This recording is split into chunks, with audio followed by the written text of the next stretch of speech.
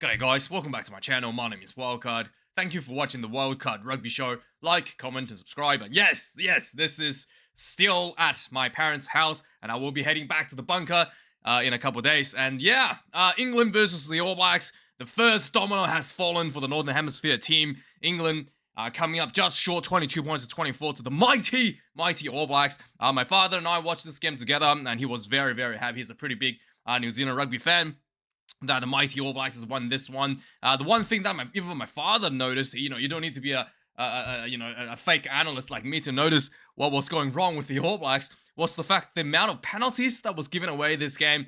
Just silly penalties from the All Blacks, where they will run into a player that did not have the ball, and this happened multiple times throughout the game. Eventually, the All Blacks were warned by the Aussie referee Angus Gardner. Shoot any further, taking out players without a ball, we'll see a yellow card. Eventually, in the last couple minutes of the game, Anton Lienert-Brown was sent off because of that, as well as a head-on-head collision in the tackle. So that was, that was kind of like a double whammy for Anton Lienert-Brown. But yeah, even my father thought that was a bit of an amateur error plaguing the team of the All Blacks, and he was a little bit disappointed by the outrageous number of penalties that was given away due to those little mishaps. In terms of this game, I thought a lot of England fans would be even probably more so disappointed than their performance in July against the All Blacks. The English was dominant, absolutely dominant in just about every aspect of the game. They were dominant in the tackles. The rush defense was literally pushing the All Blacks back. The All Blacks was conceding territory in attack. That's how bad this was for the All Blacks. When the English attacked, the fast ball around the breakdowns, they play the style where they play a really flat line with multiple ball runners as options, just hitting the gang line, and then they just kind of like picked out a runner, which is one of the reasons why the All Blacks were checking players without the ball, because they were both hitting the gang line at the same time, and then the ball could have gone to either of the players, and leading to a lot of these sort of like tackling a player without a ball situations to the All Blacks. And just by doing that, just by hitting the gang line, hitting the line flat when they received the ball, the English was consistently getting over the advantage line when they were attacking, and it was looking pretty dominant. If you were to we'll have a look at the stat in a minute. It was a little bit surprising that how the All Blacks even won this game. The very few opportunities the All Blacks were given, they executed and found themselves with 7 points, tries. They only kicked one penalty in the second half to kind of like catch up a little bit. And this was the game that England rugby should have won, and they lost to their own plaguing mindset. This has been a plaguing mindset since 2003, ever since Clive Woodward won the Rugby World Cup for England with a drop goal, and England has not been able to shake themselves away from that mentality of that, hey, the word football in the rugby football union is more important than the word rugby, right? And there were a number of attempts of drop goals by Marcus Smith, even throughout the game, before George Ford even came onto the game. And then eventually, the most important drop goal that needed to be hit by George Ford under pressure. I think he was a bit too close to the defensive line. He was under a lot of pressure. He almost got charged down. That's how close he was to the advantage line. And then he actually missed the crucial drop goal. That was pretty much right in front of the goal, 25 odd meter out. Should have been a gimme for him, considering he was able to kick 4 drop goals against Argentina. Some of them were 50 meter out in the Rugby World Cup. And so it's the mentality. I thought if England had gone for taking one of the penalties and gone for a line out, gone for a set play, considering how effective that attack was just by hitting the gang line and getting over the gang line, they could have easily won this game with a number of tries, more than one tries being scored. Scored one try with an intercept, with actual proper set piece tries being scored. Should they actually back themselves, because they were seriously dominant in that carry game, in that physicality front as well. When it comes to kicking it as well, English kicking was way more accurate, something you probably would expect anyway. The high ball pressure, the English was able to judge the where the high ball was landing consistently, where their own players, especially Fai Wambosa, was able to challenge that a number of times and getting it rolled to, turning it over for the England, and also the defensive line as well was able to, players like Ben Earl was able to pressure up where the ball catcher is and then immediately make the tackle and try to force a turnover on those collisions as well, and putting a lot of pressure in the kicking end to the All Blacks. And then Marcus Smith that kicked a beautiful 50-22 as well in the second half. So England was dominant in the kicking game. For the All Blacks, the kicking game, Bowden Barrett was starting 5A this game. His kicking game was absolutely atrocious. Once again, atrocious. It almost looked like an Ian Foster style of gameplay. I think a lot of All Blacks fans wouldn't be happy about that. There was a lot of crossfield kicks, a number of try to little kick behind to try to get past the rush defense. There was a couple being charged down, so that blocked in that regards as well. Even when it comes to those high ball crossfields, those pressure kicks, high ball pressure kicks. A lot of those were overcooked for the All Blacks as well. So there was no pressure applied following up the kick. And yeah, it was not good looking. The one thing that the All Blacks was struggling, the All Blacks were struggling in the first half as well in the scrummaging. What's the name? Tamati Williams on his side, on the loose side, was struggling against what's his name? The big boy. On the loose end on All Blacks, was collapsed a number of times, giving out a couple of penalties as well to the English in that scrum. Second half, the All Blacks scrum was much better. Dan Cole was a much weaker scrummager than the starting English starting English forwards. Pasilio Tossi did a bit of number on Cole in the tight hair side, while Cole's on the loose hair side for England, and that was probably a stabilizing situation for the All Blacks. Probably calmed the situation down a little bit in terms of the overall performance of the team. I thought the lineouts as well. The number of lineouts the All Blacks overthrown. I'm not sure if that was intentional or not, but the number of lineouts that was overthrown was a little bit concerning. Ofa Tuanga, not Ofa Fasi. What's the name?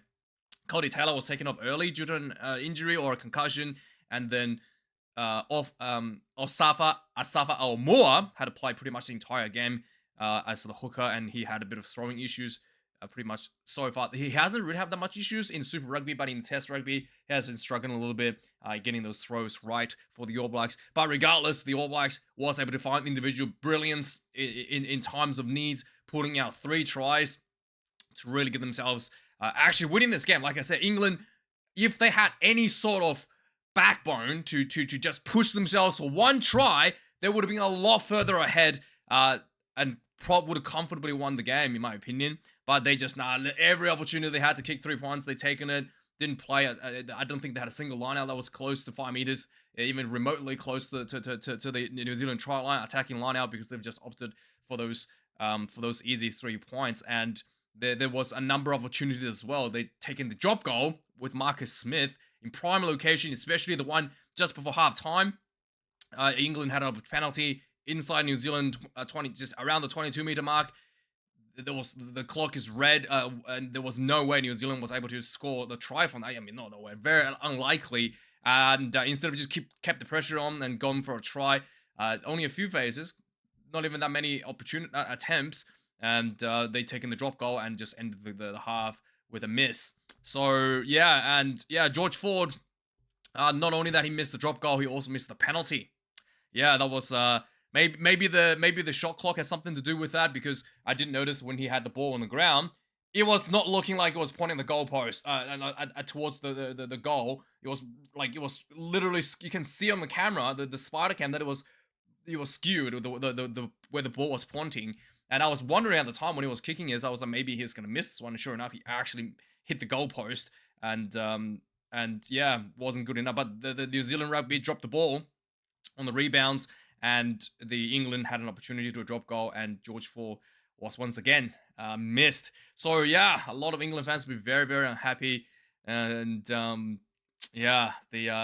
All Blacks not happy, but not the best performance. A lot to work on, but I think they got out of that one with a win. Was a bit of a pleasant surprise for a lot of the All Blacks fans out there. So 3 tries to 1 for the All Blacks, 483 run meters for the All Blacks, 364 for England, 143 carries for the All Blacks, 85 for England. Defenders bidden 24 for the All Blacks, 14 for England. Clean breaks 8, 5 passes, 211 for the All Blacks, and 103 for England. Turnovers conceded 23 for the All Blacks. Yeah, England only 17. It tells you the style that England was playing, the pressure, the rush defense was very much more effective. 170 tackles for the English, 101 for the All Blacks. 24 missed tackles for England, 14 for the All Blacks.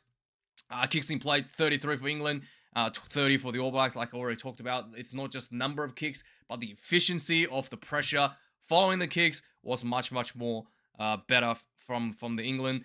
3 missed drop goals. I'm pretty sure it's 4 missed drop goals. I'm pretty sure Marcus Smith missed 3, and George Fort missed 1 at the end. I think this might be 4.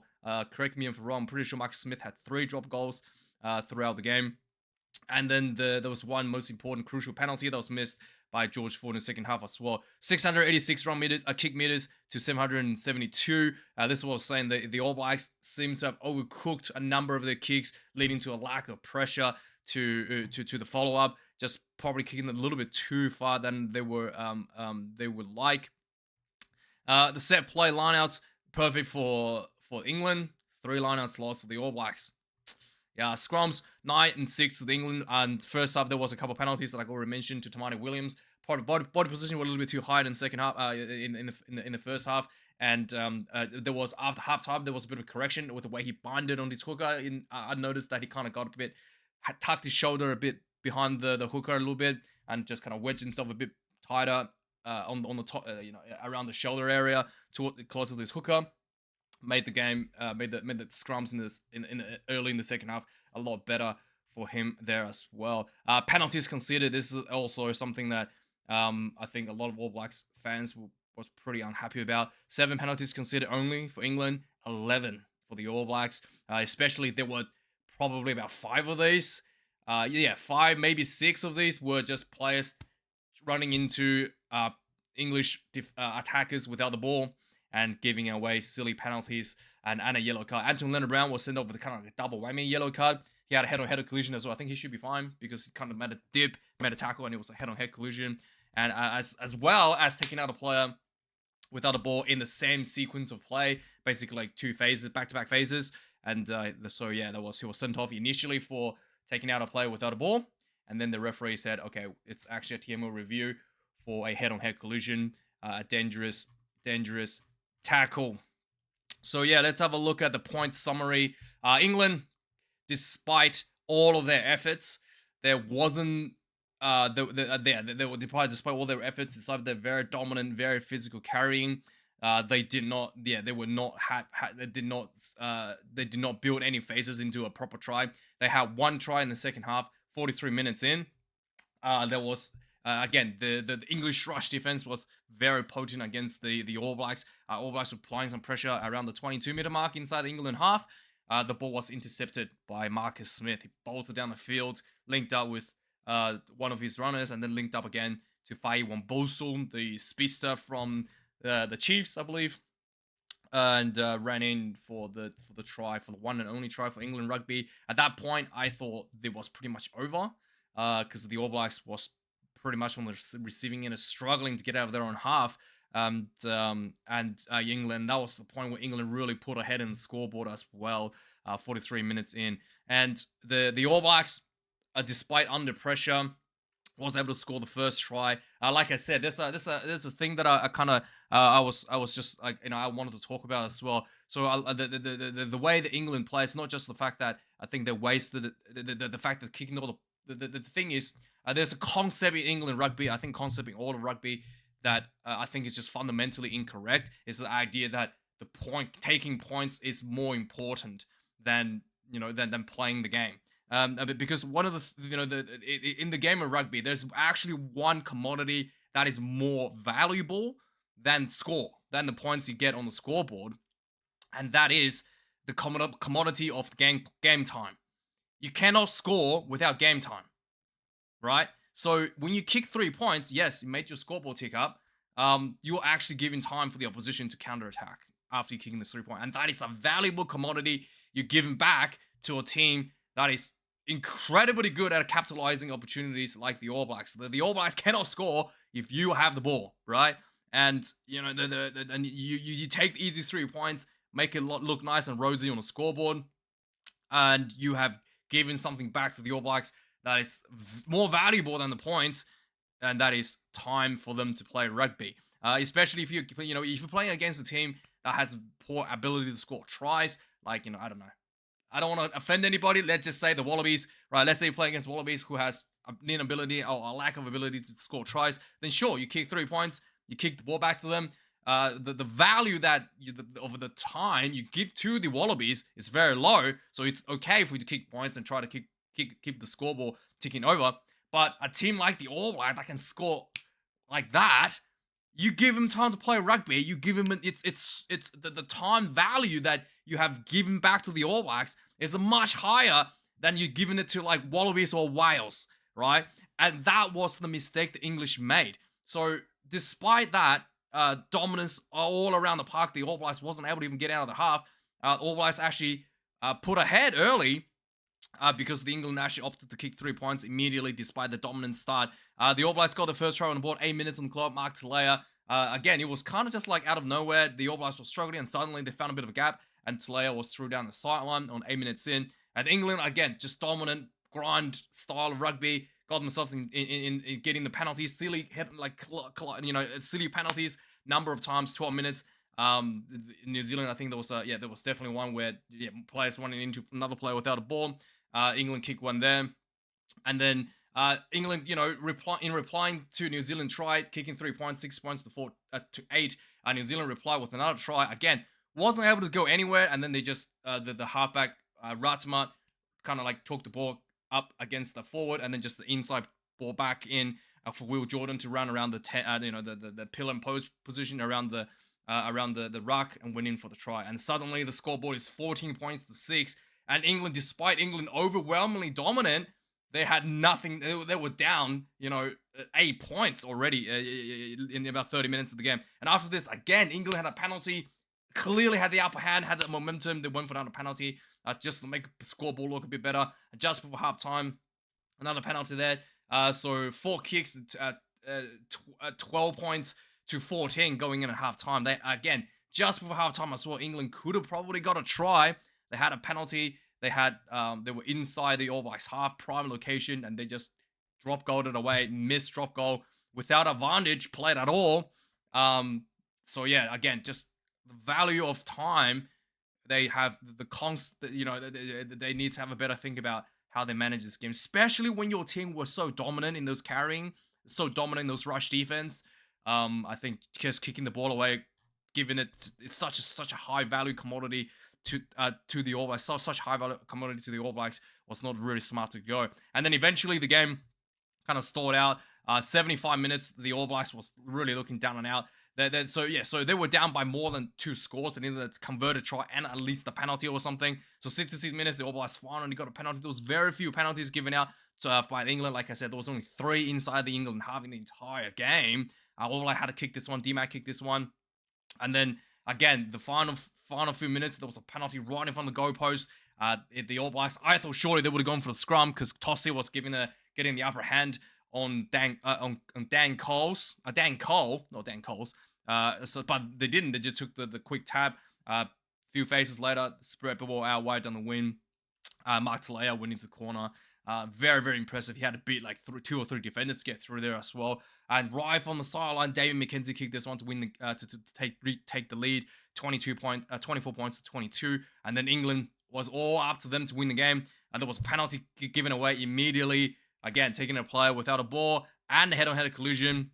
There was a lot of discussion. There was a lot of talking. The clock was paused. And then eventually the George Ford probably was put off by all the talking. Missed the kick, or probably would have been a gimme for him in most of the times. And then the All Blacks dropped the ball after recovering it, tried to run out of their own 22. And then England had one final opportunity for a scrum. They build, and the ball went to George Ford. I think he was too close to the advantage line. The defense from the All Blacks pressure on him, almost charged him down, and the ball did not hit the mark with the drop goal. And a lot of disappointing faces at Twickenham. But the time value, the value of time, the game clock is not something that should just be given away easily especially to teams like the All Blacks that has an ability to score with any moment of notice. So yeah, let me know your thoughts, guys. Thanks for watching. Like, comment, subscribe, and I'll see you guys in a few days when I'm back in the bunker. Cheers.